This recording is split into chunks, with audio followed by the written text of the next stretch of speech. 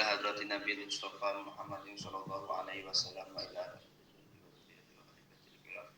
ila hadratil usul kita ibana wal fadhan alim sayyidi Fatihah.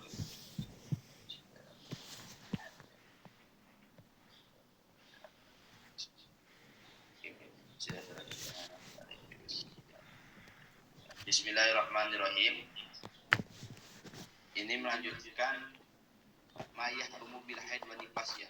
Akan menjelaskan atau melanjutkan pembahasan sesuatu yang diharamkan bagi wanita yang haid dan wanita yang nifas. As-sabi yang ketujuh, sesuatu yang diharamkan bagi wanita yang nifas atau wanita yang haid adalah puasa. Puasa di sini imma fardon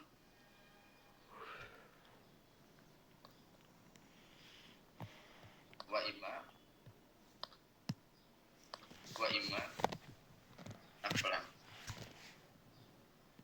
Baik puasa fardu apalagi baik puasa sunnah apalagi puasa fardu. Hukumnya nggak boleh sadar itu. Hukumnya haram, bukan hanya sebatas haram tetapi tidak sah. Ajma'atil umat di sini adalah ulama ya.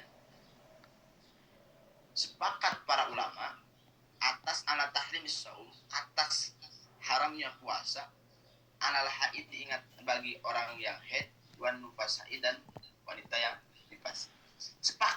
Sepakat para ulama tentang keharamannya puasa yang dilakukan oleh wanita yang haid dan wanita yang nifas. Terus Ustaz, andaikan puasa itu dilaksanakan oleh wanita yang haid, apakah sah puasanya? Wa ala annahu la yasihu shaumuha. Tidak sah.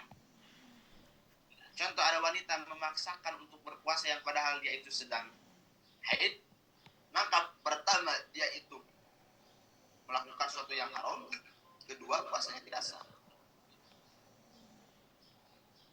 Gitu Ustaz. Kenapa ada istilah gitu? Karena gini Ustaz Adit, setiap yang haram itu tidak sah. Antum catat, tidak setiap yang haram itu pasti tidak sah. Karena ada yang haram tapi sah. Kan jadi gini, hukum puasa itu nggak mutlak hanya satu, tapi ada 4. Hukum puasa itu 4. Pertama, hukumnya wajib. Kedua, sunnah. Ketiga, makruh. Ketiga, haram. Keempat, makruh. Yang haram contohnya puasanya seorang istri tanpa izin suami. Puasanya haram tapi sah. Jadi tidak setiap yang haram itu pasti tidak sah. Mana dalilnya bahwa puasa hukumnya haram bagi wanita yang haid? Wa dalilu ala tahrimis shaum, dalil atas keharamannya puasa yang dilakukan bagi seorang yang haid itu hadis Aisyah radhiyallahu anha. Hadis yang bersumber daripada Siti Aisyah radhiyallahu anha. Allati rawahu Muslimun, yang dimana hadis tersebut itu diriwayatkan oleh Imam Muslim. Qalat, beliau berkata, kunna nu'maru bi qada'i shaum. Kami memerintahkan terhadap wanita yang haid untuk mengqadai puasa. Wala nu'maru bi qada'i shalat, dan kami tidak memerintahkan untuk mengqadai salat. Maksud dari sini bagaimana sih? Padahal ala annahunna kunna yubtirna. Jadi maksud atau hadis yang di atas memberikan indikasi bahwa seorang wanita itu saat ketika haid ya betul-betul yuftiru itu harus buka atau tidak berpuasa, iftar ya.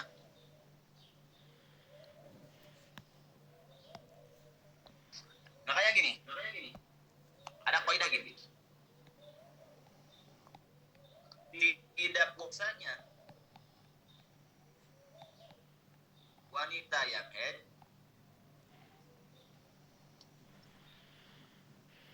itu seperti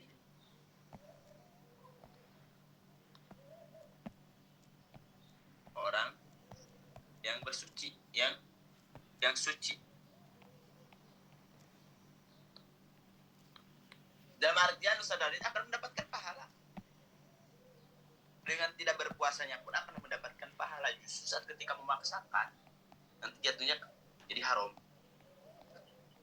Oke, yang ketujuh itu sesuatu yang diharamkan oleh sebab haid dan nifas adalah puasa.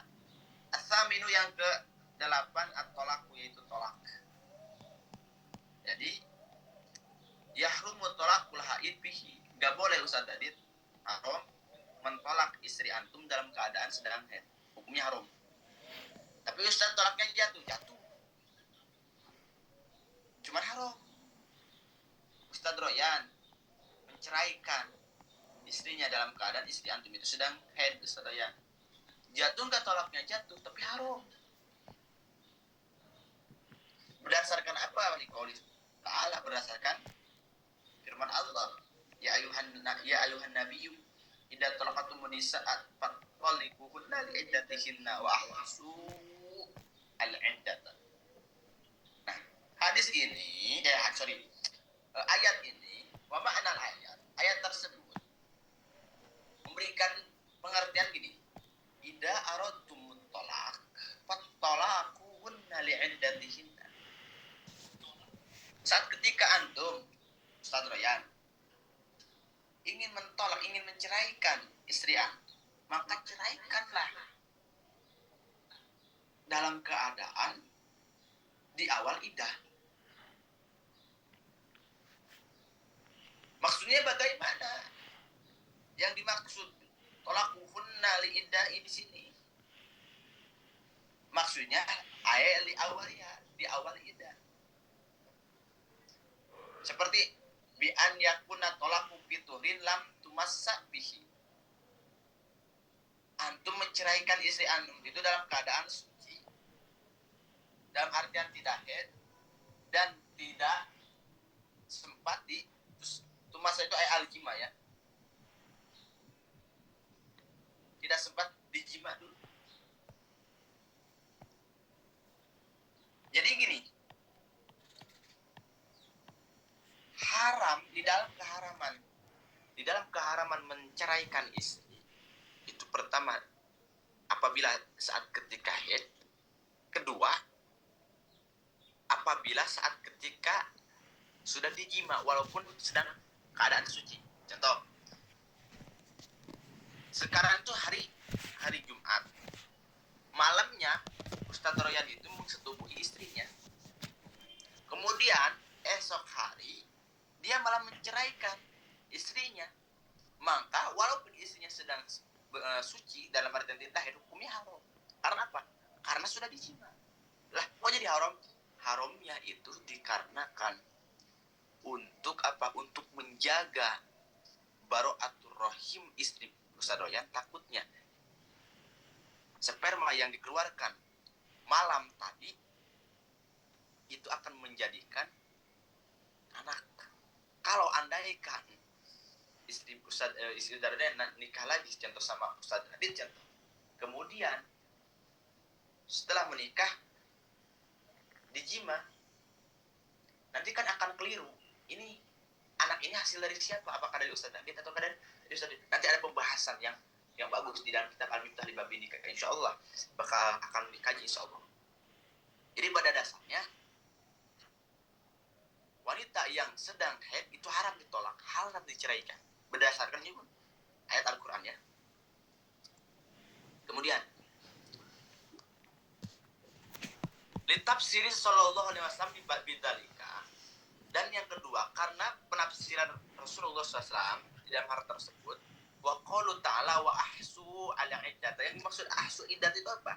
Maksudnya adalah ihfaduha lituraji'u qabla firaghiha. Maksudnya adalah jagalah iddah. Di sini iddah ya. Iddah. Jagalah oleh kalian masa iddahnya istri kalian. Lam di sini Ustaz Radit, lam di sini adalah harfu an-nawasib ya. Agar supaya kalian itu bisa rujuk, bisa kembali kepada istri antum sebelum iddah itu selesai. Emang Ustaz bisa rujuk terhadap istri di talak kedua bisa, yang penting iddahnya tidak selesai.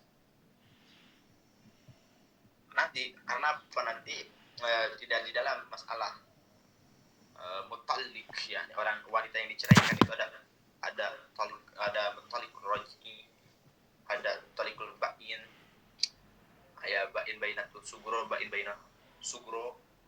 Nanti akan dibahas lagi. Ini saya tidak akan fokus terhadap pembahasan itu karena beda kitab ya. Tapi pada dasarnya kulasnya haram bagi seorang lelaki menceraikan istrinya dalam keadaan sedang haid. Tapi sekalipun haram jatuh tolaknya. Sekalipun haram jatuh tolaknya. Sebab dulu ada kisah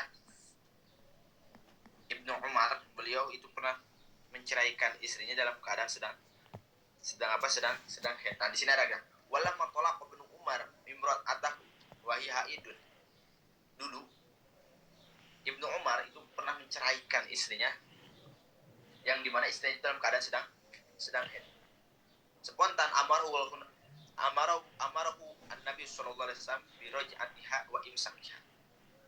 Spontan Rasul memerintahkan terhadap Ibnu Umar untuk merujuknya, untuk menahannya hatta tatqura sampai istri Ibnu Umar itu suci. Dan artian apa ya? Hadis di sini, cerita ini, dan Rasul memerintahkan ini bahwa Ibnu Umar itu jangan dulu menolak, tahan dulu sampai suci gitu. Jadi ini menunjukkan bahwa haramnya menceraikan istri dalam keadaan sedang haid. Apa ilatnya? Apa alasannya? Haram menceraikan istri dalam keadaan sedang haid. Wal illatu fi dzalika, illatnya itu adalah annaha tatadarru bitulil iddah. Sebab Ustaz Radit, saat ketika wanita diceraikan dalam keadaan sedang haid itu akan membahayakan, yaitu akan memperpanjang masa iddah. Ini alasannya itu akan memperpanjang masa iddah. Masa iddah itu kan normalnya kan salah satu ya. Yani kudu di sana madhab Syafi'iyah mengatakan bahwa sucian, berarti 3 sucian. Tapi nanti ketika dia diceraikan, wanita diceraikan dalam keadaan sedang haid, dihitung itu saat ketika dia prosesnya itu proses untuk dihitungnya saat ketika dia suci. Enggak bisa dihitung di dalam keadaan sedang haid, enggak bisa. Atau ini haid. Kemudian di sini diceraikan, ditolak. Maka dihitung masa iddahnya nggak bisa di sini, nggak bisa. Tapi harus di bulan setelahnya, dalam artian di sucian setelahnya. Contoh di sini turun suci maksudnya. Maka di sini jangan dulu dihitung satu, tapi proses untuk menghitung satu. Nah, jadi alasan kenapa haram karena dia memberikan dampak lamanya masa iddah. Takutnya istri itu pengen nikah lagi gitu maksudnya. Oke, lanjut. Wa kada yahrumu alaihi aidu ayyutallikoha bituhin jama'aha bihi, dan begitu pun haram bagi seorang suami menceraikan istrinya dalam keadaan sedang suci. Cuman sudah dijima.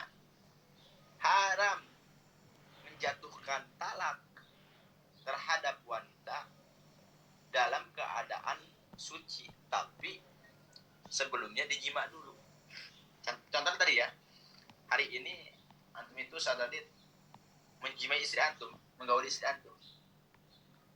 Sudah dijima, esoknya malah diceraikan, nggak boleh, haram. Haram. Tolaknya jatuh. Tapi haram. Tapi ada nih keren nih, ada istilah gini. Innama yahrumut tolak. Nanti ada istilah gini ya, tolak itu ada tolak khulu. Tolak khulu itu tolak yang dimana dibayar. Atau ada iwadi itu ada pengembalian atau kayak dendaan gitu. Seperti gini, Banat bilang nikah sama antum, Ustaz Durayan.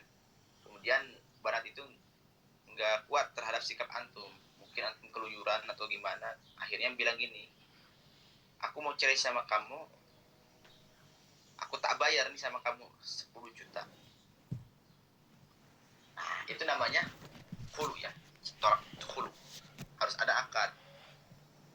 Dalam artian ada akad di sana, harus ada ijab dan kabulnya gitu, karena itu transaksi antara antum dan Banat gitu misalnya. Oke. Itu innama yahrumut tolak alam lam tabdul malan bi muqabil tolak. Haramnya seorang wanita ditolak saat bernikah haid apabila tidak ada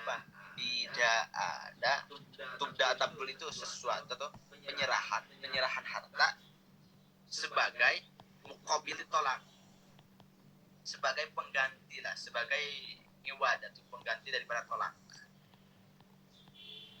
Jadi haramnya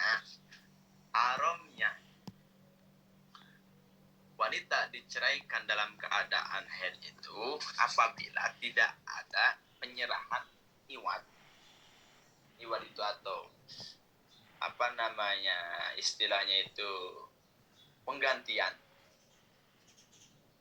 di dalam muqabil tolak, penebusan di dalam muqabil tolak. Tapi apabila gini, yang minta itu ya dan keinginannya itu ya hanya istrinya, fa'in badalat malan fi muqabil tolakiha lam yahrum. Tapi kalau istrinya yang minta kemudian membayar terhadap suaminya, mengatakan gini, tolakkan saya, ceraikan saya akan ganti dengan 50 juta. Itu kan keinginan ceweknya. Bagaimana kalau gitu? Sedangkan wanita itu sedang haid, maka lam yahrum, maka tidak haram hukum menceraikan. Oke, paham ya? Itulah yang ke-8, keharaman yang berlaku bagi wanita yang haid dan wanita yang nifas. Atas yang ke-9 itu akan yang ke-9 daripada sesuatu yang haram bagi wanita yang haid dan wanita yang nifas adalah al-mururu bil masjid, yaitu melewati di dalam masjid. Dengan catatan Ustaz Nadid, haram itu in khofat talwisa. Wanita tersebut khawatir atau mengkhawatirkan takut mengotori masjid. Dengan catatan itu, karena nanti ada di bawah ya, yahrumu alal haid, haram bagi wanita yang haid wa nufasai dan wanita yang nifas apa? Al-mururu bil masjid, melewati masjid. Haram itu ini syarat ya, apabila khawatir wanita tersebut kalau bisa mengotori masjid, walawi ihtimalan, sekalipun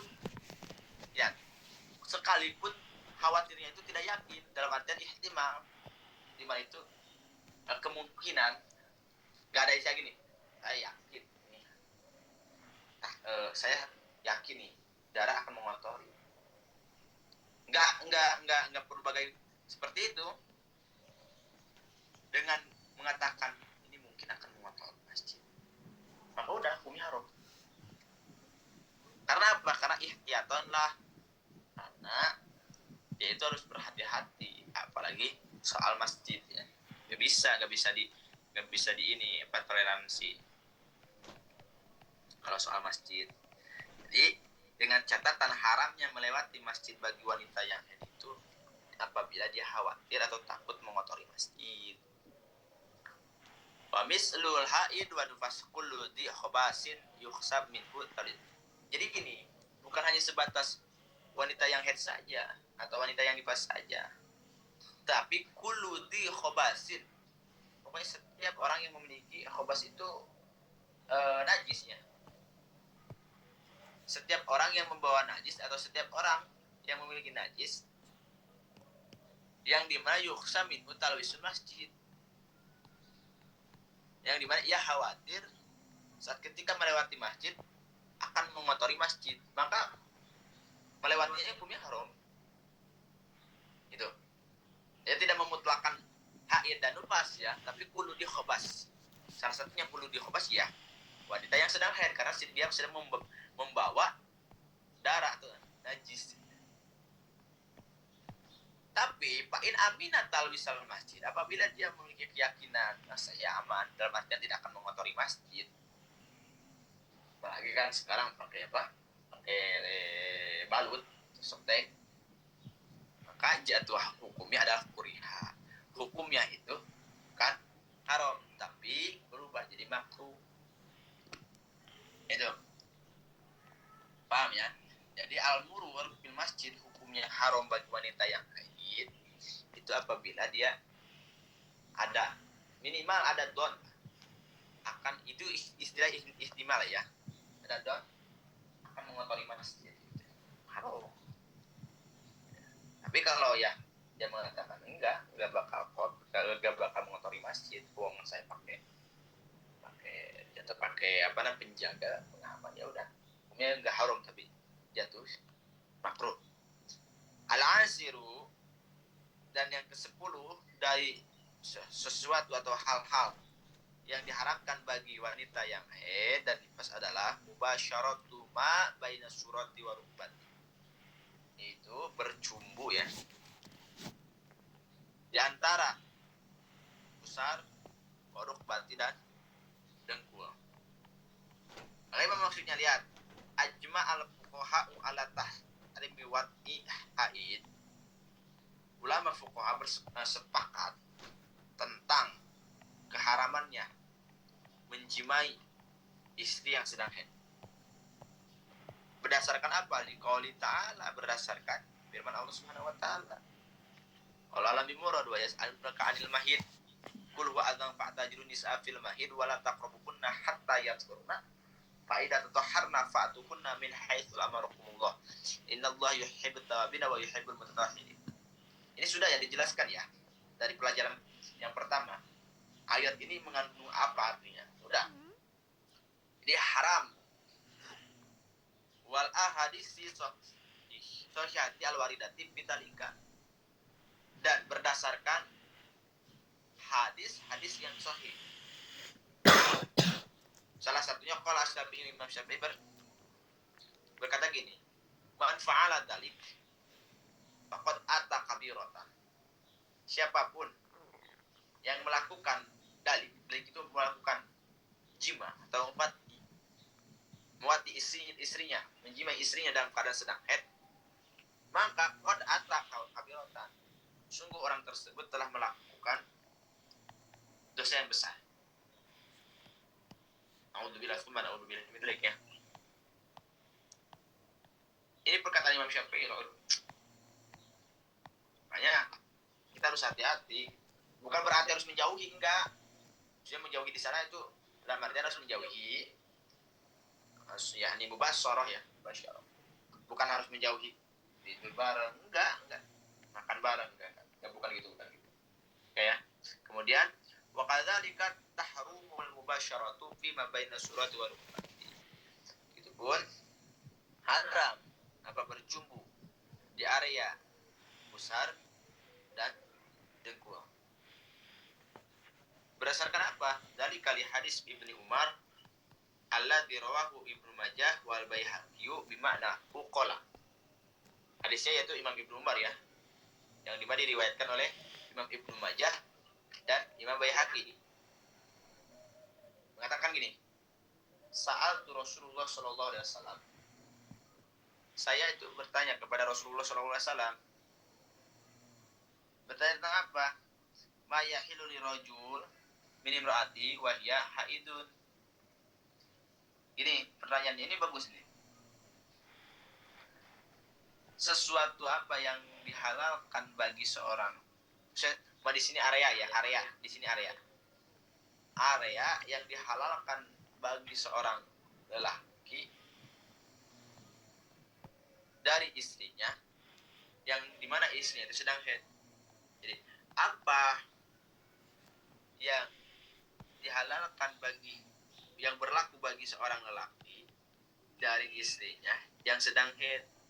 Maka Rasul menjawab, ma fauqal ijar. Sesuatu yang ada di atas izar itu adalah sarungnya. Makanya di Mesir itu ada waktu pernah ke sana, saya pernah melewati satu jalan ya. Dalam keadaan anak itu berjalan menggunakan sarung. Dah syahwat. Dan anak tanya, jawabannya simple, karena sarung itu, ijar itu di Timur Tengah digunakan untuk bersetubuh jima gitu. Nah, ini memberikan indikasi bahwa kalau ada pun mau, ini sudah lihat, ada pun mau, maka harus di atas dari usaha. Apapun itu, ya terserah antum lah, yang antum nikmati gitu. Apabila hadis si An Aisyah terkolak. Nah, kemudian di dalam hadis Siti Aisyah, beliau mengatakan, kanat ihdana idza kanat haidon fa'arada Rasulullah sallallahu alaihi wasallam ayubasiroha amaroha ang tataziro di faur. Ya. Dulu salah satu istri Rasul dalam keadaan haid, tapi Rasul menginginkan untuk bercumbu dengannya. Maka Rasul sebelum bercumbunya, beliau memerintahkan dulu terhadap salah satu istrinya untuk memakai sarung. Summa yubashiruha, barulah Rasul memulainya. Qalat Siti Aisyah mengatakan, wa ayyukum yamliku irbah. Irbah itu adalah, tahu gak ini untung atau bati? Bati tahu gak Ustaz Adit?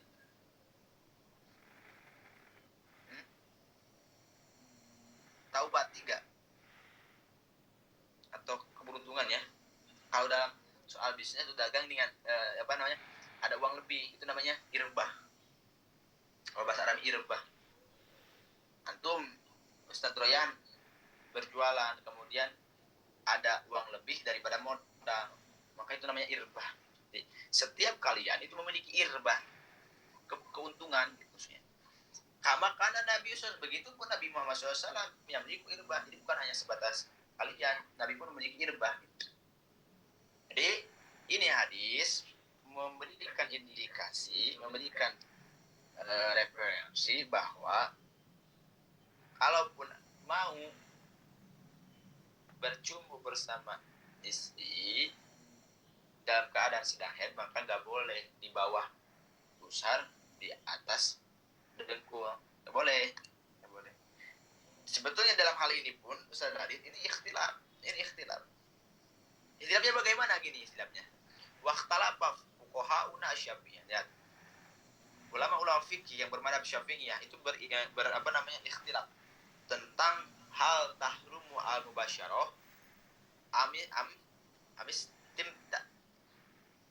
Apakah yang diharamkan itu bercumbunya atau al-istimta? Istimta itu yakni ngalap suka. Tahu gak ngalap suka? Inti ngalap suka itu bersenang-senang, menikmati. Jadi gini Ustaz Adit, pertanyaannya, yang haram itu bercumbu apa menikmati? Itu Ustaz Royan. Qala ba'du, sebagian ulama mengatakan innama tahrumu mubasharah, yang diharamkan itu adalah bercumbu. Karena pembinaan alaih fayahrumu alam su wa sawaun kana bisyawatin au biduniha. Kalau lihat, kalau yang diharamkan itu bercumbu, berarti haram bagi seorang suami menyentuh istrinya. Baik menyentuhnya itu menggunakan syahwat ataupun tidak. Ngerti tidak? Gak jelas kan? Paham gak? Jadi kalau yang diharamkan itu adalah mubasyarah, maka haram juga menyentuh istri dalam keadaan sedang haid. Maksudnya maksud di sini ya, ini menyentuh di sini ya, bercumbu, baik menggunakan syahwat ataupun tidak. Duna nador, walau syahwat, beda halnya. Kalau melihat itu tidak haram, walaupun menggunakan syahwat. Contoh, Ustaz Darid punya istri, kemudian istri antum sedang haid. Antum pengen, bagaimana? Ya udahlah, menikmati pemandangan yang dimiliki oleh istri antum, walaupun dengan syahwat, tidak haram. Kalau yang dimaksud haram di sini adalah mubasyarah, bukan istimta. Tapi sebagian ulama mengatakan, pola ba'dum, yang diharamkan itu adalah bihurbatil istimta. Haram itu adalah menikmati baina surati wal rukbati, menikmati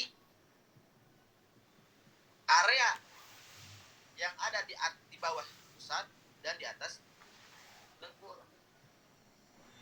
Oh, sehingga kalau yang diharamkannya itu adalah apa? Yes, dengan ya, ada yang dimaksud al-istimta, yang menikmati, maka yahrumu anador walam subisyarti ayyakuna bisyahwat.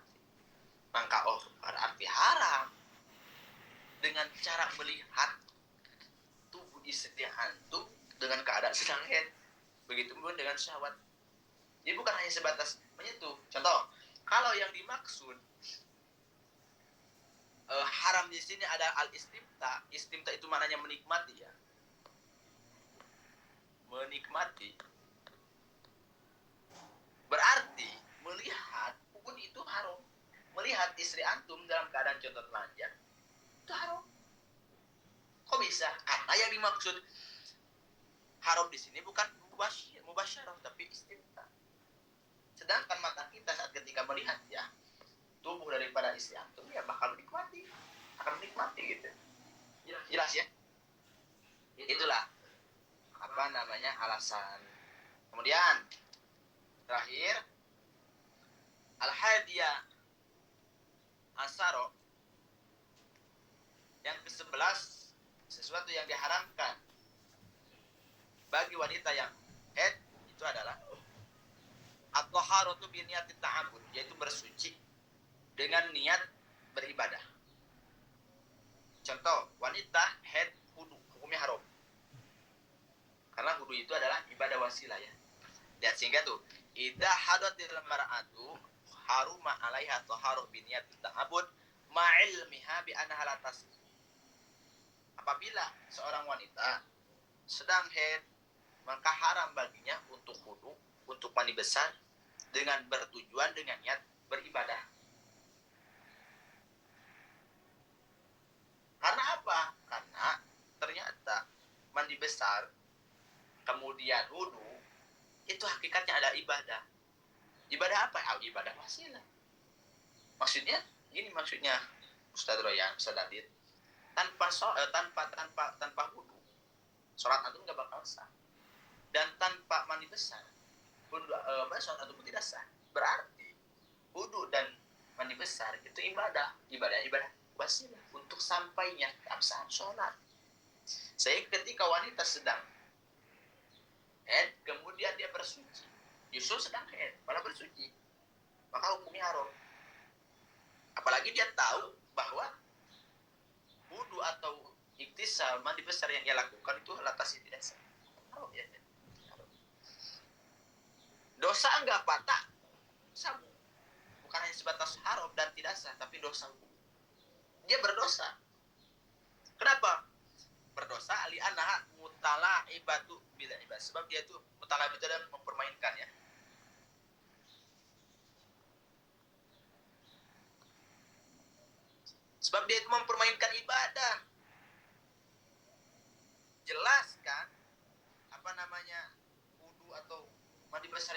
wasilah, malah dipermainkan gitu. Jadi nggak boleh wanita yang sedang haid dia mandi besar